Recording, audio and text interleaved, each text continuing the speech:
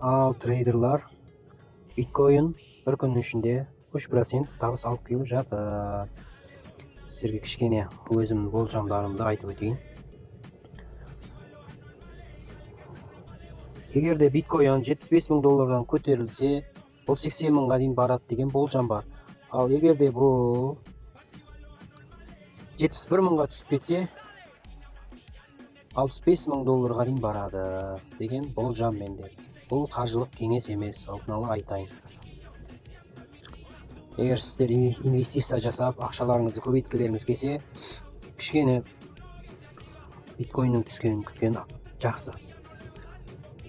Егер 75 мың долларға көтерілсе, 75 мың доллардан көтерілсе, алсаңыздар 80 мың долларға дейін барады деген болжам бар. Ал бұл 75 мың долларға жетпей, 71 мың долларға түссе, 65 мың мен 75 мыңның жобасында жүреді баға. Енді қарайсыздар, өздеріңіз қарап көресіздер. Бұл жерде қазір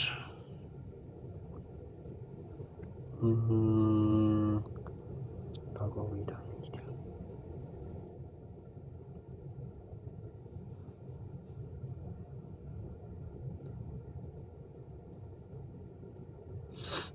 бір адам сатып алған болып тұр ғой, жақсы ғанашы. Соның үшін баға өзгеріп жатыр ғой кішкене. Қолдан жасап отыр бұны негізі.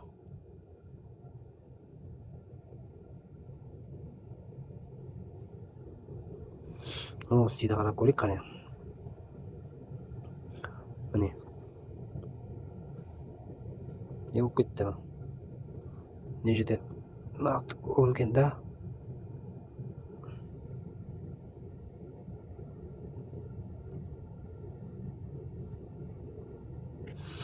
Жаңалықтарды бір қарап көру керек қой, негізі. Жаңалықтарда бәрі бар.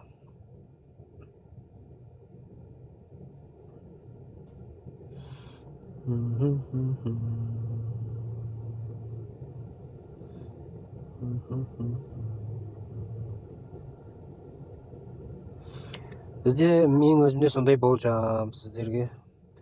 Көресіздер өздеріңіз негізі. Не биткоиннің бағасы. 7 күнде 8% өсім берді, 30 күнде 6%. Жаман емес. Ал сәттілік.